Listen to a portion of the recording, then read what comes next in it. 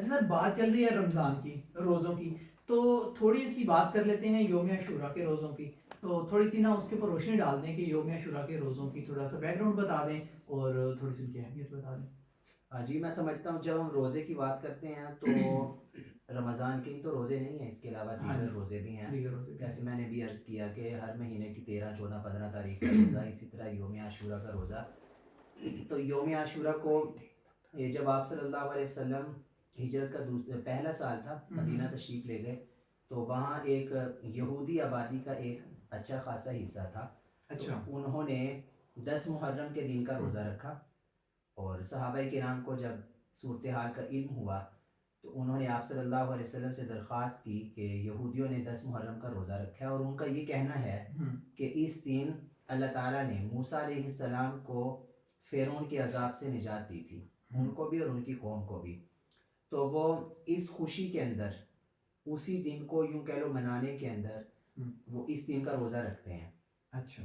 تو گویا کہ یہ ایک قسم کی ان کے لیے خوشی کی چیز تھی، تو انہوں نے اس خوشی کے دن کو عبادت کے اندر تبدیل کر دیا. تو اس دن وہ روزہ رکھتے تھے. ٹھیک ہے، تو 10 کا. جی 10 محرم کا، 10 صرف محرم 10 کا. صرف 10 تو کا. آپ صلی اللہ علیہ وسلم نے ارشاد فرمایا، جس کا مفہوم ہے کہ جتنا موسیٰ علیہ السلام کی قوم کو ان سے محبت ہے، اس سے زیادہ مجھے حضرت موسیٰ علیہ السلام سے محبت ہے. تو ہم بھی اس دن روزہ رکھیں گے.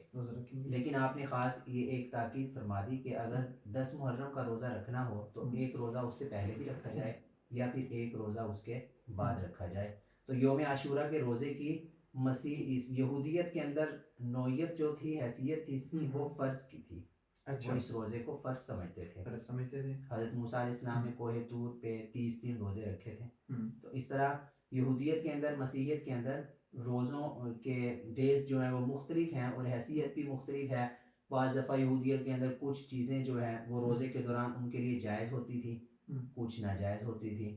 تو یہ ایک مختلف قسم کی دیگر مذاہب کے اندر صورتحال رہی ہے.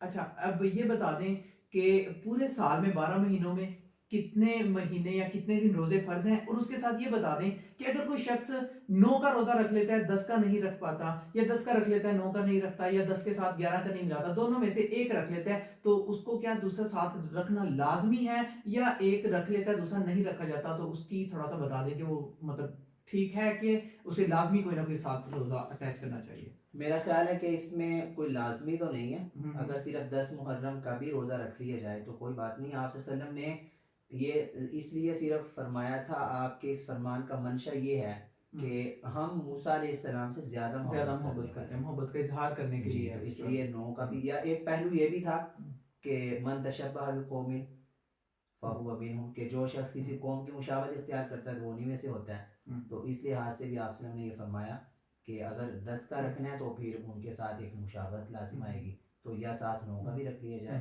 اور اگر 9 کا کوئی نہ رکھ سکے تو 10 کا بھی روزہ رکھ لیں.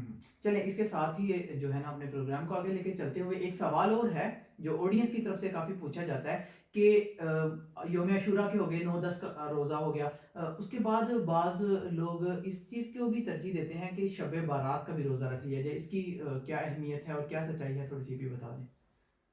اس میں دراصل آپ صلی اللہ علیہ وسلم جب رمضان کا مہینہ آنے سے پہلے، شعبان کا مہینہ ہوتا ہے، ہم سب کو پتہ ہے، رجب، شعبان، رمضان، تو شعبان کے مہینے میں کوئی شب برات کا روزہ اس کی کوئی حیثیت نہیں ہے. اصل یہ ہے کہ آپ صلی اللہ علیہ وسلم شعبان کے مہینے میں روزے رکھا کرتے تھے. تو وہ رمضان شعبان کے پورے مہینے کے اندر بھی بعض دفعہ درمیان میں چھوڑ دیتے، بعض دفعہ مسلسل کئی دن تک روزے رکھتے.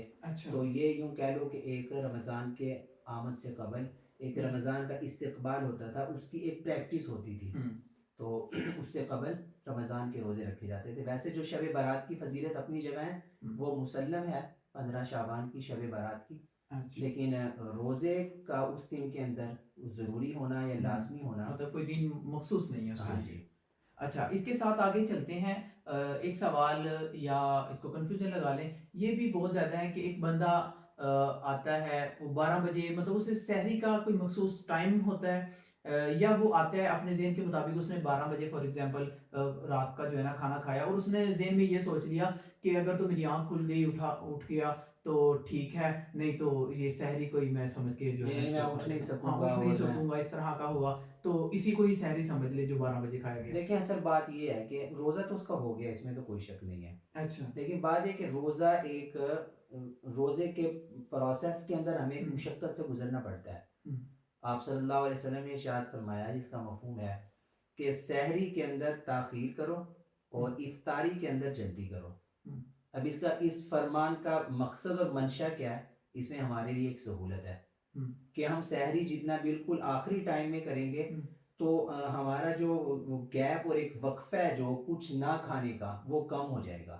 دیکھیں ایک آدمی 12 بجے سحری کر کے وہ سو گیا، اب اس کا روزہ غروب آفتاب تک وہ 3 گھنٹے خود 4 گھنٹے خود بڑھ گیا، ایکسٹرا ہو گیا. جی ایکسٹرا. تو اس میں اگر وہ سحری کرتا بالکل آخری وقت میں، وہ آرام پہلے کر لیتا، بالکل آخری وقت میں اگر وہ سحری کرتا تو وہ یہ دن بھر کی ایک ایکسٹرا اس سے مشقت سے بچ جاتا، اضافی مشقت اس کو نہ کرنی پڑتی.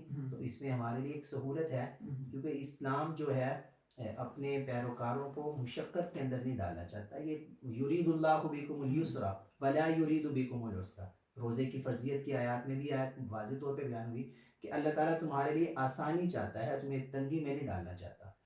تو یہ صرف اس لیے کہا جاتا ہے کہ سحری کے اندر تاخیر کی جائے، آخری 15 منٹ میں ہم سحری کریں، 15-20 منٹ جتنے میں ہم اس کو کلوز کر سکتے ہیں، اور افطاری کے اندر جلدی کی جائے. تو اس میں ہمارے لیے سہولت ہے. ٹھیک ہے.